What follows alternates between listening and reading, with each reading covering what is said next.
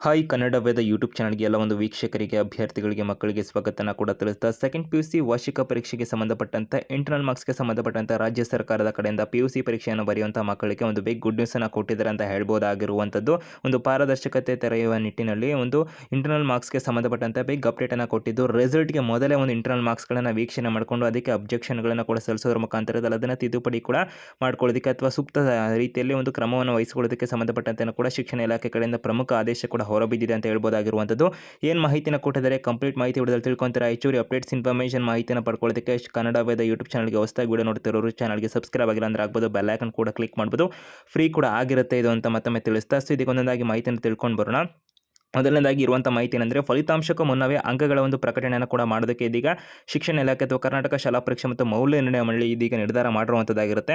ಈ ಬಾರಿ ದ್ವಿತೀಯ PUC ಒಂದು ಪರೀಕ್ಷೆ ಬರೀತಿರುವಂಥ ಮಕ್ಕಳಿಗೆ ಇದು ಗುಡ್ ನ್ಯೂಸ್ ಅಂತ ಹೇಳ್ಬೋದಾಗಿದ್ದು, ಆಂತರಿಕ ಅಂಕ ಅಂದರೆ ಇಂಟರ್ನಲ್ ಮಾರ್ಕ್ಸನ್ನು ಇಂಟ್ರೊಡ್ಯೂಸ್ ಮಾಡಿದಾರಲ್ಲ, ಸೊ ಅದಕ್ಕೆ ಸಂಬಂಧಪಟ್ಟಂತೆ ಅದನ್ನು ತಿಳಿಯೋದಕ್ಕೆ ಫಲಿತಾಂಶದವರೆಗೆ ಇನ್ನು ಮುಂದೆ ಕಾಯಬೇಕಾಗಿಲ್ಲ ಅಂತ ಹೇಳ್ಬೋದಾಗಿದ್ದು, ಪಾರದರ್ಶಕತೆಯನ್ನು ಕಾಪಾಡಲು ಮತ್ತು ಅಂಕಗಳಲ್ಲಿನ ತಪ್ಪುಗಳನ್ನು ತಡೆಗಟ್ಟಲು, ಅಂದರೆ ಇವಾಗ ಇಂಟರ್ನಲ್ ಮಾರ್ಕ್ಸ್ ಎಲ್ಲ ಕೊಟ್ಬಿಟ್ಟು ನಂತರದಲ್ಲಿ ಅದೇನು ಚೇಂಜಸ್ ಮಾಡ್ಲಿಕ್ಕೆ ಬರ್ತಿರಲಿಲ್ಲ. ಸೊ ಮಕ್ಕಳ ಮೇಲೆ ನನಗೆ ಈ ಥರ ಕಡಿಮೆ ಬಂತು, ನಂದೇನು ತಪ್ಪಿರಲ್ಲ ಅಥವಾ ಎಲ್ಲ ಸರಿಯಾಗಿ ಮಾಡಿದ್ದೆ ಹಾಗೆ ಹೀಗೆ, ಅಥವಾ ಟೀಚರ್ಗಳ ಕೆಲವೊಂದು ಸಂದರ್ಭದಲ್ಲಿ ನಿರ್ಲಕ್ಷ್ಯ ಮಾಡಿದ್ದು ಅಥವಾ ಏನೋ ಸಿಸ್ಟಮಲ್ಲಿ ಅಪ್ಲೋಡ್ ಮಾಡಬೇಕಾದ್ರೆ ಏನೋ ಒಂದು ಸಮಸ್ಯೆಗಳಾಗ್ಬಿಟ್ಟು ಆ ಥರ ಆಗ್ತಿತ್ತು. ಸೊ ಆ ಒಂದು ರೀಸನ್ನಿಂದ ಅದನ್ನು ತಡೆಗಟ್ಟುವಂಥ ಉದ್ದೇಶದಿಂದಾಗಿ ಅಂತಿಮ ಪರೀಕ್ಷೆ ಮೊದಲೇ ಈ ಅಂಕಗಳನ್ನು ಪ್ರಕಟಿಸಲು ನಿರ್ಧಾರ ಮಾಡಲಾಗಿದೆ ಅಂತ ಮಾಹಿತಿನ ಕೂಡ ಕೊಟ್ಟಿರುವಂಥದ್ದಾಗಿರುತ್ತೆ.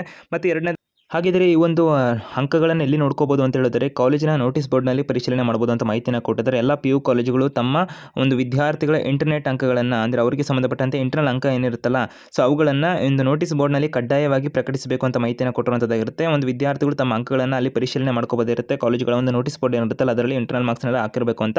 ನಂತರದಲ್ಲಿ ತಿದ್ದುಪಡಿಗಾಗಿ ಪ್ರಮುಖವಾಗಿ 3ನೇ ಅಂಶ ನೋಡಿದರೆ, ತಿದ್ದುಪಡಿಗಾಗಿ 5 ದಿನಗಳ ಕಾಲಾವಕಾಶನ ಕೊಡಲಾಗ್ತದೆ ಅಂತ ಮಾಹಿತಿನ ಕೊಟ್ಟಿದ್ದಾರೆ. ಒಮ್ಮೆ ಅಂಕಗಳನ್ನು ಪ್ರಕಟಿಸಿದ ನಂತರ ವಿದ್ಯಾರ್ಥಿಗಳಿಗೆ ಅವುಗಳನ್ನು ಪರಿಶೀಲಿಸಲು 5 ದಿನಗಳ ಸಮಯವಿರುತ್ತದೆ. ಅಂಕಗಳನ್ನು ದಾಖಲಿಸುವಲ್ಲಿ ಏನಾದರೂ ಲೋಪದೋಷ ಅಥವಾ ಅನ್ಯಾಯವಾಗಿದ್ದರೆ ತಕ್ಷಣವೇ ಆಕ್ಷೇಪಣೆ ಸಲ್ಲಿಸಿ ಸರಿಪಡಿಸ್ಕೊಳ್ಳೋದಕ್ಕೆ ಅವಕಾಶ ಇರುತ್ತೆ. ಪ್ರಾಂಶುಪಾಲಕರ ಬಳಿ ಆಕ್ಷೇಪಣೆಯನ್ನು ಸಲ್ಲಿಸಬಹುದಾದಂಥ ಒಂದು ಮಾಹಿತಿಯನ್ನು ಕೊಟ್ಟಿರುವಂಥದ್ದಾಗಿರುತ್ತೆ. ಮತ್ತು ದೃಢೀಕರಣಕ್ಕೆ ಸಂಬಂಧಪಟ್ಟಂತೆ ಈ ಒಂದು ಪ್ರಕ್ರಿಯೆಯನ್ನು, ಅಂಕಗಳನ್ನು ಪ್ರಕಟಿಸಿರುವುದನ್ನು ಖಚಿತಪಡಿಸಲು ಕಾಲೇಜಿನ 3 ಹಿರಿಯ ಉಪನ್ಯಾಸಕರು ಮತ್ತು 3 ದ್ವಿತೀಯ PUC ವಿದ್ಯಾರ್ಥಿಗಳು ಇರುತ್ತಲ್ಲ ಅವರ ಕಡೆಯಿಂದ ದೃಢೀಕರಣ ತಗೋಬೇಕು. ಮತ್ತು ಇದನ್ನು ಪ್ರಾಂಶುಪಾಲಕರು PU ಇಲಾಖೆಗೆ ಸಲ್ಲಿಸಬೇಕು ಅಂತೆಲ್ಲ ಮಾಹಿತಿನ ಕೊಟ್ಟಿರುವಂಥದ್ದಾಗಿರುತ್ತೆ. ಮತ್ತು ಸ್ಟ್ಯಾಟ್ಸ್ ಪೋರ್ಟಲ್ ಮತ್ತು ಪ್ರಮುಖ ದಿನಾಂಕನೂ ಕೂಡ ಕೊಟ್ಟಿರುವಂಥದ್ದಾಗಿರುತ್ತೆ. ಒಂದು ಸ್ಟ್ಯಾಟ್ಸ್ ಪೋರ್ಟಲ್ನಲ್ಲಿ ಇದನ್ನು, ಅಂದರೆ ಈ ಒಂದು ಸ್ಟ್ಯಾಟ್ಸ್ ಪೋರ್ಟಲ್ ಅಂತಕ್ಕಂಥದ್ದು ಎಲ್ಲ ಅಭ್ಯರ್ಥಿಗಳು ಅಥವಾ ಮಕ್ಕಳು ಇರುತ್ತಲ್ಲ ಅವರ ಅಂಕಗಳನ್ನು ಸ್ಟೂಡೆಂಟ್ ಅಚೀವ್ಮೆಂಟ್ ಟ್ರ್ಯಾಕಿಂಗ್ ಸಿಸ್ಟಮ್ ಇದರಲ್ಲಿ ಏನಿದೆಲ್ಲ ಪೋರ್ಟಲ್ನಲ್ಲಿ ಅಪ್ಲೋಡ್ ಮಾಡಲಾಗ್ತದೆ ಅಂತ ಮಾಹಿತಿನ ಕೊಟ್ಟಿದ್ದಾರೆ. ಫೆಬ್ರವರಿ 20, 2026 ಒಳಗೆ ಈ ಅಂಕಗಳನ್ನು ಫ್ರೀಸ್ ಮಾಡಲಾಗ್ತದೆ. ಒಮ್ಮೆ ಅಂಕಗಳನ್ನು ಫ್ರೀಸ್ ಮಾಡಿದ ಮೇಲೆ ಯಾವುದೇ ಬದಲಾವಣೆಗೆ ಅವಕಾಶ ಇರೋದಿಲ್ಲ ಅಂತ ಮಾಹಿತಿನ ಕೊಟ್ಟಿದ್ದಾರೆ. ಆ ಕಾರಣಕ್ಕೆ ಇದನ್ನು ಬೇಗನೆ ಮಾಡಬೇಕಿರುತ್ತೆ ಮಕ್ಕಳು ಕೂಡ ಅಥವಾ ಒಂದು ಕಾಲೇಜುಗಳವರು ಕೂಡ.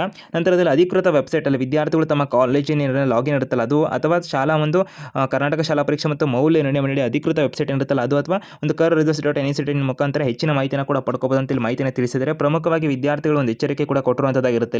ಅಂತಿಮ ಫಲಿತಾಂಶ ಪ್ರಕಟವಾದ ನಂತರ ಯಾವುದೇ ಇಂಟರ್ನಲ್ ಮಾರ್ಕ್ಸ್ಗಳಿರುತ್ತಲ್ಲ ಅದನ್ನು ಬದಲಾವಣೆ ಮಾಡೋದು ಅಸಾಧ್ಯ ಆಗಿರುತ್ತೆ. ಆದ್ದರಿಂದ ಪರೀಕ್ಷೆಗೂ ಮುನ್ನವೇ ನಿಮ್ಮ ಒಂದು ಅಂಕಗಳಿರುತ್ತಲ್ಲ ಮಾರ್ಕ್ಸ್ಗಳನ್ನು ಸರಿಯಾಗಿ ಪರಿಶೀಲನೆ ಮಾಡಿಕೊಂಡು ಏನಾದರೂ ತೊಂದರೆಗಳಾಗಿದೆ ಅಂತ ಸಂದರ್ಭದಲ್ಲಿ ಕೂಡಲೇ ಪ್ರಾಂಶುಪಾಲಕರನ್ನು ಸಂಪರ್ಕ ಮಾಡಿ ಅಂತಕ್ಕಂಥ ಮಾಹಿತಿನ ಇಲಾಖೆಯವರು ಕೊಟ್ಟಿರುವಂಥದ್ದಾಗಿರುತ್ತೆ. ಸೊ ಹೆಚ್ಚುವರಿ ಅಪ್ಡೇಟ್ಸ್ ಇನ್ಫಾರ್ಮೇಷನ್ಗೆ ಕನ್ನಡ ವೇದ ಯೂಟ್ಯೂಬ್ ಚಾನಲ್ ಸಬ್ಸ್ಕ್ರೈಬ್ ಆಗಿ. ಇವರು ಡಿಸ್ಕ್ರಿಪ್ಷನ್ನಲ್ಲಿ ಕನ್ನಡ ವೇದ ಅಫಿಷಿಯಲ್ ವೆಬ್ಸೈಟ್ ಆಗಿರ್ಬೋದು, ಟೆಲಿಗ್ರಾಮ್ ಆಗಿರ್ಬೋದು, ಇನ್ಸ್ಟಾಗ್ರಾಮ್ ಆಗಿರ್ಬೋದು, ಸೊ ವಾಟ್ಸ್ಆಪ್ ಚಾನಲ್ ಲಿಂಕ್ ಕೂಡ ಇರುತ್ತೆ. ಅಲ್ಲಿ ಕೂಡ ಹೆಚ್ಚುವರಿ ಮಾಹಿತಿಗಳನ್ನು, ಕ್ವಿಕ್ ಇನ್ಫಾರ್ಮೇಷನ್ಗಳನ್ನು ಪಡ್ಕೋತಾ ಇರುತ್ತೆ. ಜಾಯ್ನ್ ಆಗ್ಬೋದು, ಗ್ರೂಪ್ಗಳು ಉಚಿತ ಆಗಿರುತ್ತೆ ಅಂತ ಹೇಳ್ತಾ ಎಲ್ಲ ನಿಮ್ಮ ಸ್ನೇಹಿತರಿಗೆ ವಿಡಿಯೋ ಶೇರ್ ಮಾಡಿ. ವಿಡಿಯೋ ಇಷ್ಟ ಆಗಿದೆ ಅನ್ಕೊಂತೀನಿ, ಲೈಕ್ ಮುಖಾಂತರ ಒಂದು ಮಾಹಿತಿನ ತಲುಪಿಸಿ.